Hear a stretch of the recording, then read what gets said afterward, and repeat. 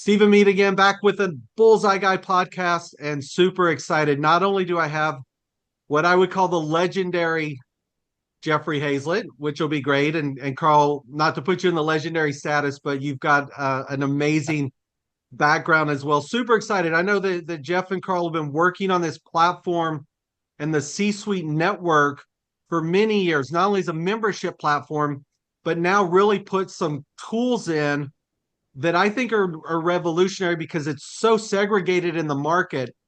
And the timing, here we are going into 2024, we're moving into 2025. And not to make things political because we're not going to go political rant, but there's a lot of movement towards long form podcasts, secondary market, authentic voice, controlling your own narrative. And that's what these guys are really set up to do. And going to start with an introduction. But before I do, Jeffrey, the first time I met you, I don't know, you probably don't recall where we first met because we've been around so long, but I can tell you exactly where it was if you don't remember. I want to think it was in LA and I don't know what the event was, but it was at some event that I was speaking at. You were speaking at UCLA, and I walk in, and I'm not a professional event goer. I'm a tactical event goer. It's Beverly Macy I remember the event. had a Yeah. class, and I walked in, and here's this big booming personality on stage, this booming voice. But even past that, the content delivery, the visuals, everything was just completely on point. And I thought, Well, I don't know who this guy is, but whoever he is, he's already been successful and he's going to continue down that route. And well, and you've proven all thank that you. right. So I'd love for you to give some background and history, and then we'll jump to Karl. Yeah, I've bought and sold over 250 businesses in my career, about 25 billion in transaction. I'm a former chief marketing officer of Kodak. I'm a Fortune 100 company officer. Serve on 14 corporate boards today. Three of them are publicly traded companies. So spend a lot of time in board meetings continually and raising money for a lot of different companies all the time.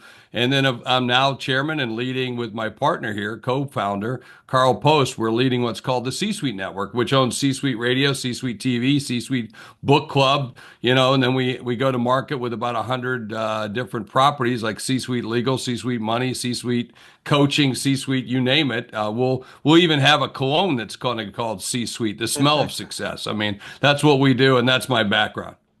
Yeah, perfect. And then Karl, I know you and Jeffrey have been together a long time, and you've got a very complementary background to execute on this. So give us a quick introduction as well. Yeah, thank you, Stephen. I appreciate that. I actually have known Jeff since the early 90s, worked for him at Eastman Kodak in corporate business development and product marketing. And we've been running our own companies now together for almost 15 years. I've got a background in international franchising, a background in marketing, and today I spend most of my time on our media. And when I say media, I'm talking about content. I'm talking about C-Suite Radio, C-Suite TV. We have a book publishing division. So anything to do with content and driving message to a core audience is where I spend my time. So thanks for having us. Yeah, perfect. So let's start with the membership side, guys, because I know that's really where C-Suite started. You acquired the brand, and Yep. and there's a lot of membership benefits that come with just joining the network. We'll move into the platform, but talk a little bit on the membership side. Yeah, you jump in as an executive leader, and that means you got to be a VP or higher to be in the organization to be associated with us. And it doesn't mean that we don't like everybody else, but that's our cutoff. You got to be this tall to get in. And the reason for that is, but when I was in a Fortune 100 role, I realized the power of knowing other C-suite executives and how important that was. And in today's digital world, you need to know that because, you can see people on LinkedIn, you don't know if they're real. You can see people with a website, you don't know how big that company might be. Yeah. But at least if you're a VP or higher, we know it, you're running some size of operation. And of course, obviously, there's billion-dollar companies and there's million-dollar companies. So what we did is we created an executive level. It says you got to be a VP or higher. You got to get in.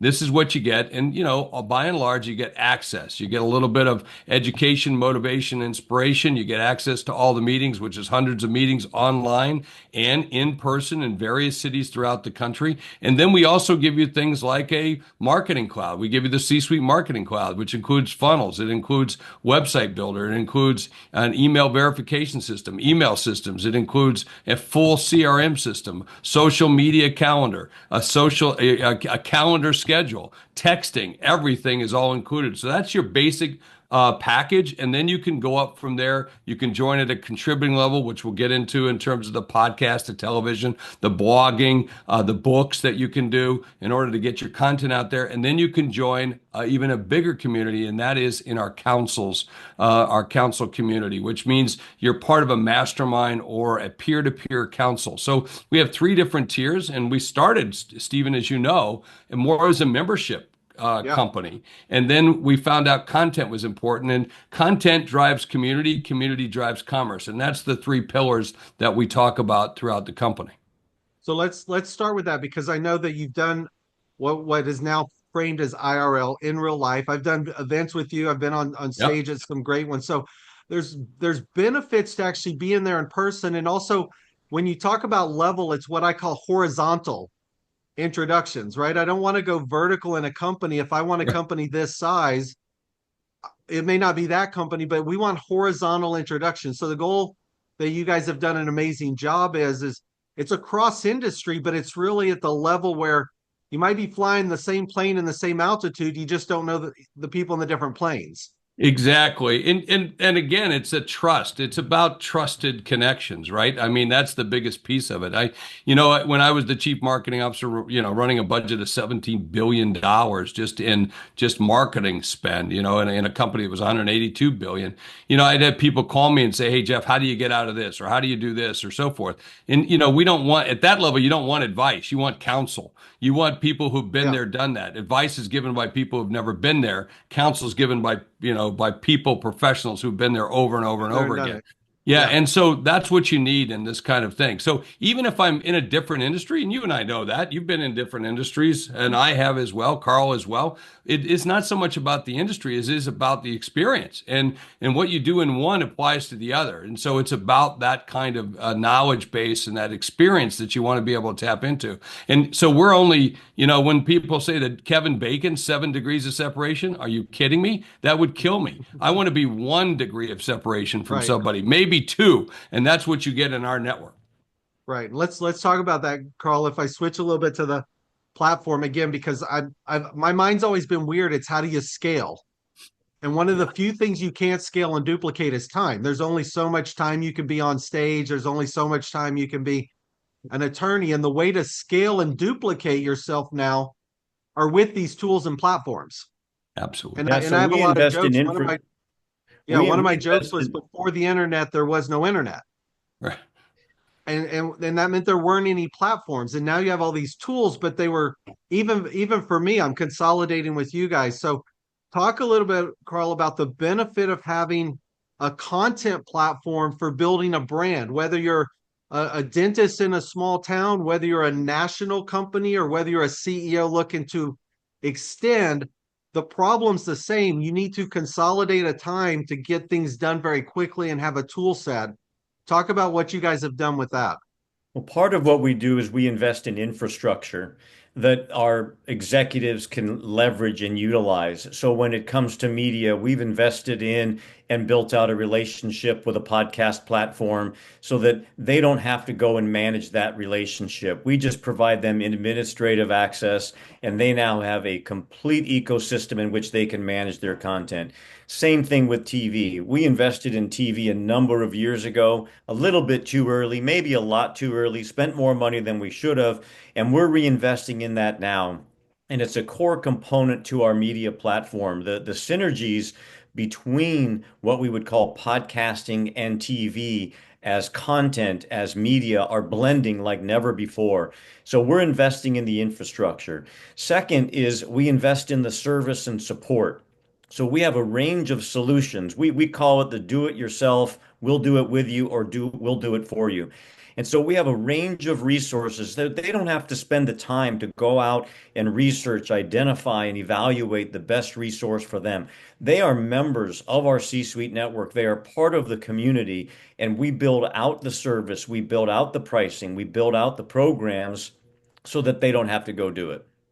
Yeah, and let's talk about that. Let's stay in the podcast lane, and then we'll move in the TV because I see them as overlapping too. Even now, we're doing a video, whether this was a 30-minute interview or a 24-minute to go on television. But from the podcast side, the ability for somebody to control their voice, control their message, the podcast is, in my opinion, it's turned into two things: one for building credibility, or two for generating commerce. And they can be complementary or they could be different. A friend of mine, and I'm sending them to you guys, wanted to launch our podcast. And I said, geez, you need a repository for the video. You need your landing page. You need a ClickFunnels website. Now you need to find out how to get on other podcasts, there's all of these steps that people don't realize are needed. And I think that's what's fascinating with what you've done. There's a home for the video to live. There's a broadcasting and publication tool. There's a cross promotion across all the podcasters. Yeah. Right. So there's a lot of tools that you guys bring in that you've aggregated down that makes it much more valuable to be in the market. Well, and it's a real media network. I mean, I think the key thing is you drives brand value and it drives thought leadership too. So there's two things that get out of it. And then, of course, without question, revenue. You can get the revenue out of it. And by the way, when it comes to scale, you scale your message in becoming the leader of the category. That's the key.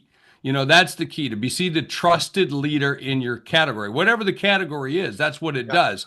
And by the way, you can build into millions of followers or millions of downloads, but that by and large not going to happen for most people. The most important thing is that you now have a clear, consistent voice to your community. Content drives the community. From the community, you'll drive commerce. That's the way it's been since day one, but we used to do it through just advertising. You don't have to do it that way, nor can you spend your way into this as well. When I was the CMO of Kodak, I used to spend millions and millions and millions and millions, I can keep going, of dollars just to buy the name of Kodak on Google. That's ridiculous. We're Kodak. Why should I have to buy my name? So content allows me to skip that game and play not on rented land, but play where I need to be so that people can find me. And for most people, you don't need 1 million listeners. You just need the right 10 or the right 100 or maybe even the right 1,000. And that will make the difference for you in the way in which you go. So it's to build brand value, okay? And it's to help you drive revenue. Without question. Karl, you might even reflect on that recent article that was out there in Financial Times around the CEOs finding their own voice. Yeah, the Financial Times published an article that said CEOs turn to podcasting to control message. Sure. And then it was a fabulous article that went into and featured some high-level CEOs on how they are controlling their message both internally and externally, increasing their availability, increasing their presence, and developing a relationship with their target audience. And that can be internal employees, that can be external vendors, partners, it can be prospects and customers. And it's the reach. Everything we talk about is reach, discovery, and conversion. And so when you talk about the brand value, Jeff just articulated around the podcast and the content, you then can, through the podcasting ecosystem, you have reach, you drive discovery, and then you hope you convert. And that's why we've invested so much of our time and effort into creating that pathway within the podcasting ecosystem. And that's what I've had to have conversations with people. They're like, oh, I don't want to be a podcaster. I don't want to be a podcaster in the sense of trying to get millions of followers that are going to buy ads. Yeah. I want to be a podcaster to have credible content out there that I will convert into company revenue. Well, let me actually add to this. You're not a podcaster. You're using podcasts to get what you need to get done. A podcast for most people, communication channel. Exactly. It is a tool. Exactly. You Yes. just said it, Stephen. Spot on. Most people don't get that. They like to say, well, I'm a podcaster, I'm a TV host. No, you're not. You're really whatever you are in terms of your authentic, thought category that you want. This just gives you the credibility, the ability to deliver your message. It is a tool. No different than, yes, I might be a best-selling author, but that doesn't necessarily define me. I just happen to use a book to get my IP Yes. The out there. credibility side. Exactly. Yeah. That's what I tell people. They're like, how many viewers do you have or what's your audience? I said, I don't know. They go, what do you mean you don't know? I use it because I can point back to what when I send this one out with you guys. I did a podcast in 2020 with the top 10 reasons Bitcoin would hit $100,000. Everybody's like, oh, you're crazy. It'll never happen. Well, all 10 things have happened. The last two happened in the last 12 months. And I use it for credibility to push back. Right. That's where I think brands and CEOs, to your point, are missing it. But what you guys have done is you've created a tool and a platform to make it easy and efficient for their time that can then be scaled and duplicated into their audience, whether it's a local audience or whether it's regional or global. Let's use that as a little segue bridge. Doing a video podcast or an audio that can be pushed out to multiple platforms. Right. A television channel, people wouldn't understand. Oh, how can I do my own television channel, or why would I, or what would I do it for?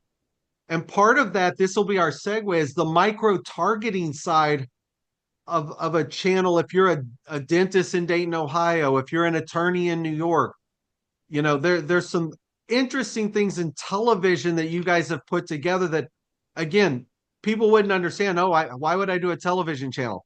Talk about that. That's just another form of medium, but there's different targeting things you can do with it.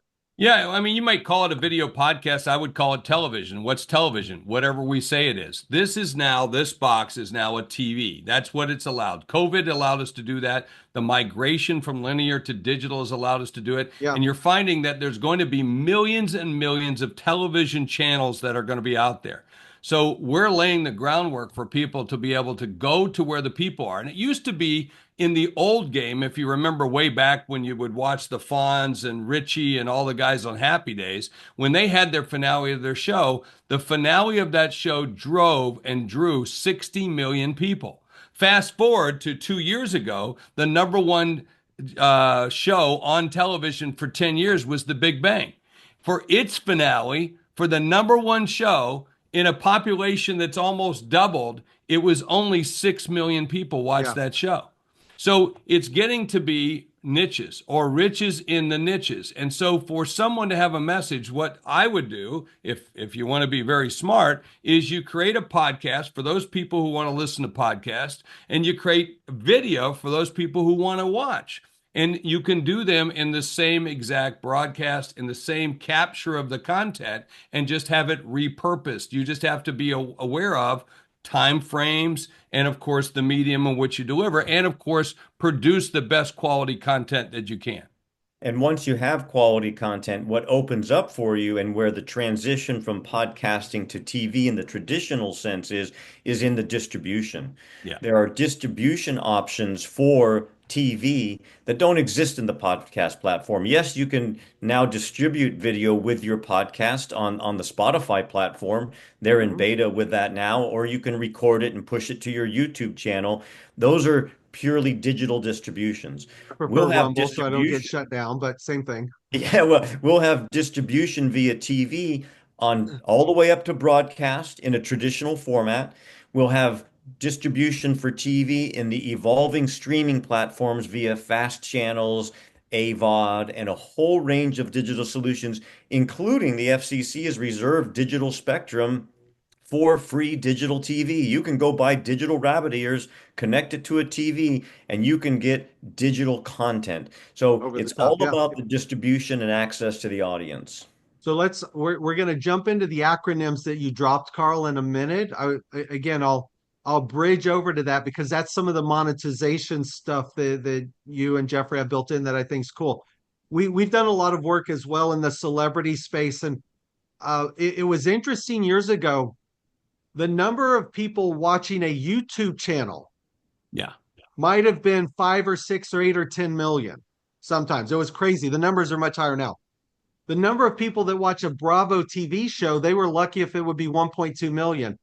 But the narcissistic side of saying, "Oh, I have a TV show," versus, "Oh, I'm on YouTube." So there's this weird narcissistic side, and I don't mean that bad. Like, we're all driven by recognition. As a CEO, I want to be on both.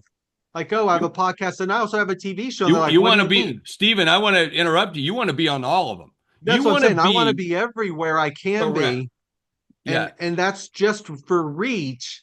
And so if I can do that, it's like, oh yeah, I have a TV show too. There's this weird credibility of being on TV that I some of that's broken now with Rogan and Tucker and the guys in the podcast world. There's more credibility, but that's fascinating. Carl, you dropped the acronym on us. I had to actually ask you. I'm not going to go. Oh, I know what VOD is. VOD is video on demand. You dropped in fast channel and AVODs. So explain to me two things, either Carl or Jeff. One, explain to everybody a fast channel and an AVOD, and then explain the difference in how you drop revenue into a time sequence on a podcast and the sequencing on a TV show, because the sequencing of time is different. And I just think it's interesting. Not everybody knows that. So fast channel, AVODs, and time sequencing. Both acronyms identify a format. So AVOD is advertising video on demand, and FAST is free ad-supported television. So what that means is they're alternatives to a subscription service. You might subscribe to Netflix, you might subscribe to Hulu, you might subscribe to any number of subscription models out there. Those don't always work. And so the fast channels are ad supported, traditional ad supported content that drives the monetization you're referring to, where you can actually insert your own advertising into your content. The platform provider might sell advertising into your content, and you can still do digital, good old-fashioned integrations into your content. And so what's happening is the fast channels are a destination. And it's part of our strategy to go on a hyper local basis. I'm going to throw some more terminology and This bridges is at you, good because Stephen. we're But we're going after. I say we collectively because I want to help you guys. There's a demographic of millions of business owners and CEOs that think this is too complicated and don't understand it. So the knowledge transfer is good. Go ahead. well, that's why we're Again why you need trusted partners. You need trusted Yeah, relationships in order to figure this out because you can't do all this alone. And let's just don't even throw AI into this thing. But there's all these other things you got to do. Go ahead, Carl. I'm sorry. Yeah, so when you look at once you're distributing your content, you can find fast channels that are demographically based. I could go, you mentioned Dayton, Ohio, a key market we're looking at. You can go into a hyper local market and have a fast channel dedicated to the audience in that market in Dayton, Ohio. I'll have another fast channel in Omaha. I'll have a fast channel in San Antonio. So the distribution can be geographically based when appropriate. Now, that doesn't mean that you can't also have a national or global yeah, fast channel. And that doesn't mean that someone in a neighboring market could not access that. It's more about, I mentioned earlier, reach, discovery, and conversion. The fast channel platforms are about reach. Now I have to go into that market. I still have to drive discovery of my content. I still have to tell people where to go. If I want to convert and build that audience, I still have to go and make that happen. right. And so that's a big part of the monetization is getting sponsors, getting advertisers who will assist in the promotion of that destination in that market. But let's All right. So also let think of it though, if I can, Steve, that what business are you in? For most people who are on television, they're using a TV in order to drive the business of the content itself.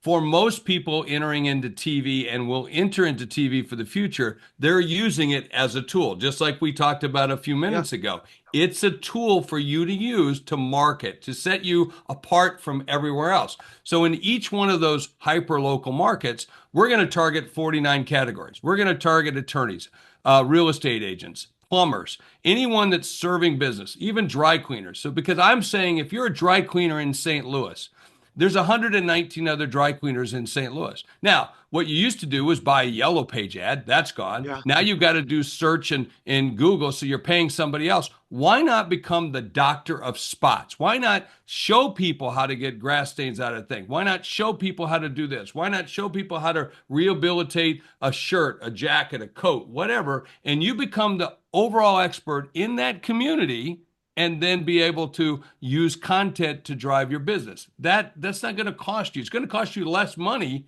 quite frankly, than it will to do all the advertising and actually make you a greater authority. Now, imagine if you're doing that in a bigger way. And technically, you said something interesting. And again, I'm old, as we all are on this video, and some people aren't. Hey, what do you mean? I had the third. We're only as old as you think, right? How old would you be if you didn't know how old you were? I had the probably fourth or fifth infomercial ever on television, and all a 30-minute infomercial is a long form commercial for your product or your company. Right. So a lot of this becomes your own commercial, whether it's for your business or your service or knowledge transfer or sharing or people coming back for tips. Within there, though, let's talk about this for a little bit. If somebody wants to do just pure content, which is great, here's my knowledge, I'm going to share tips and things like that. This is a platform. If it's done in a podcast, you can do audio, video, any length. If it's done in video or TV, there's some restraints. If somebody wants to sell advertising, technically, and I asked you this, Karl, I'm going to answer it for sake of time, and then you guys talk about how it works with your platform. If I'm doing a podcast, I can say, oh, I want an interstitial drop ad at 2:17, 4:12, and 6:15. I just pick the time, and your platform can then insert the ad. If I'm doing television on a 30-minute, I need to do a 24-minute segment because there's 6 minutes of ad. Like, not everybody knows that, but if I wanted to do advertising in my content on a podcast, I believe Karl or Jeffrey, you guys answer. I thought there's two models, right? One, you sell the advertising and can drop in and it's a rev share, or I can bring my own. Typically, correct, or just talk about somebody wants to monetize. Yeah, that can happen. Typically, the best way for you to monetize your own podcast is to do it with a sponsor of some kind. So you've got segment sponsors, a title sponsor. That's a much better way to do it. Because, by the way, podcast, when we did, and I want to differentiate between, you say a podcast, audio and video. It's really a podcast is really the audio side, and video is whatever video is. Right. And it can be a podcast, but it's really truly television. That's what it is. Well, what's called a broadcast for a while. It was called a podcast and a podcast. It's a mess. Yeah.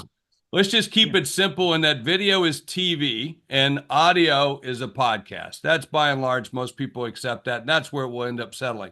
But the key again is that you can monetize audio or video in lots of different ways. Most people, especially in business, you can monetize it primarily, interview the people you want to do business with, and you convert a certain number of them because you're highlighting them and so forth. But if the podcast is more about me being a dry cleaner, then I'm going to focus. I'm saying talk on this one, Jeffrey. If somebody wants to use your platform to build an audience, right? We can use a Joe Rogan, a Patrick, somebody that's building an audience and wants to monetize the content channel through their audience. You guys have a unique ad platform. Absolutely. And by the way, I was saying digital was built for that platform, or excuse me, podcast was the first digital platform built that way. So it's got natural things built in. So you can do it through sponsors. You can do it through segment sponsors, title sponsors. You can do it through interstitials, pre-rolls, post-rolls. There's all different ways you can skin that out, right? And you can also do some live read-ins. On the television side, it's a more formatted system where it's 2 minutes of commercials, 8 minutes of comment, two minutes of commercials, eight minutes of content, 2 minutes of commercials, 8 minutes of content. And then it repeats again. If you have an hour, it's 48 minutes of content, and then the rest is 12 minutes of commercials. That's the way it works. That's the way it will always be, and you can do whatever you want. Now, on a podcast side, you can do a longer or short form. We have some podcasts that are 2 or 3 minutes. We have some that are an hour and a half long. But that means, though, if you do in that format, it's not going to step and repeat over on the video side if you have video. That's why I separated them out and said in a podcast you can drop in. So I want to finish with the last two things. One, from a rev share standpoint, if I bring my own sponsors to drop in that are content relevant, or if I say, hey, I'd love to have 3 segments for ads in this podcast, can you guys fill it? Like what's the difference and how do we Totally. work with you there? And then in our last bit of time, we'll move to the actual, pricing levels. But let's talk about rev share. Well, when we're essentially hosting the podcast, you're on our enterprise platform. And when you upload your podcast, as you said, you can add the interstitials, pre-roll, mid-roll, post-roll, whatever you want to determine. You can Yep. determine exactly where you want them to appear, and then you can leave them empty. And if you do that, our platform will actually programmatically fill those spots with Right. advertising. It's You have amazing. some That's so control. cool. You give the platform some guidance. I don't want this type of ad. I'm interested in this type of ad, and we will programmatically sell that. And if so, there's a selling cost that gets paid and then a revenue share between us and the podcaster. If you want to take those ad spots and fill them yourselves, and I think this is really important, you can sell them yourselves and you keep 100% of that revenue. So the only time you pay us for advertising is if we drive the actual advertiser, handle the selling of the advertiser, place it into the content. We As you get should. paid and It's we your pay a media revenue share. agency back into the platform, which again is the brilliant side. So let's finish up with the platform side. I know you guys have different levels and the buy-in price, the initial one, like it's shockingly low for the level of services you guys have in, which is great, and I'm excited. Just give us a brief kind of overview of the pricing tiers, the first one, the other ones, because we'll link out to all of this for everybody to get the information. But the initial pricing, I'm not even going to say it because I'm embarrassed for you guys, but talk to us about the initial get started. Hey, it's volume, volume, volume, I That's Steven. why I So said I love it. yeah, no, it's really pretty simple. It's $250 a month, gets you in, gets you both the podcast and the television access. There's some additional cost if you need production, if you want to do some promotions, extra cost. And again, Carl already told you the model is very simple. Do it yourself, do it with you, or do it for you. That's why I And said we have it's a platform layer where you have everything, and then it's add-ons. If you want more and more, it's just, this is already there for you. It's great. it's easy. And Yeah, if but you don't have a podcast yet, because there's 650,000 business podcasts in North America, there's somewhere around 37 million businesses. So we've barely started to penetrate the businesses that should be building their brand authority with media, with the podcast, with TV. That's our goal. That's our whole Go Big tour, is to identify those businesses. If you have not launched a package, we have a package that will take you from A to Z for $2,500. We will do 3 coaching sessions. We will help you with your artwork. We'll help you with your music selection. We'll take you through recording Yeah, a the practice landing page, the episode. click funnel, the yeah, tool set. There's or so many things built in that's yeah. Or amazing. Steven, go get your brother-in-law. Go get the kid down the street. However best it is for you to handle, the key thing is it's turnkey. Just step in and then we'll get you started and then put you on the platform, which is, you have two choices. You can either be part of an elite network, part of a news network, right? In which we are. We're going to be the world's Yeah. largest business network that's out there for any business putting content. Or you can go out and be on podcast or television purgatory where nobody's going to see you. On rented platforms that you'll never be able to monetize, and, nor will and, and people you're find you. left in your own wilderness of promotion and loss. So the good news with this podcast that we're doing now, unlike terrestrial television radio, we don't have a hard stop. Yeah. So we're a little over our window, but I'm going to ask you guys one more thing, and then I'll be respectful of your time as well. When somebody joins, they're not just getting the technology and the platform. The membership side of C-Suite is one thing that's there, but I talked to you about this, Carl. If somebody comes in, you actually have a network of hundreds and hundreds of other podcasts where somebody could get cross promoted into other podcasts for interviews. You've got a marketplace coming that'll be shared across. So it's not, oh, well, where do I go now if I want to get interviewed? I can become a thought leader through the C-Suite and then get promoted across other channels you guys already have. It's the publicist tool that's built into that helps somebody extend a brand. Let's finish up with that because I think that's a great member benefit on it. Well, they can think of us from a content marketing perspective, as a channel partner. we have built out the C-suite network from a community perspective to create access to the other members, the other executives within the community. We have elements that extend outside of and external to the executives within our community through sponsorships, promotions, and a range of other distribution for content. And so our goal is to facilitate relationships, those trusted relationships Jeff mentioned, creating an environment where they can be fostered, whether it's around a podcast, a TV show, your book, your weekly newsletter, any of that. We have a channel in which we can educate and put it in front of the audience that we've been building for almost 10 years now. Perfect. All right, guys, I appreciate it. Any last closing thoughts? Any last call to action? Any last triggers you want to leave people with? Yeah, just like in the old days when Mickey Rooney said, "Hey, let's do a show. Let's do a show." That's what we want to do. It's better than the let's do lunch. I like it. Let's do a show. Exactly.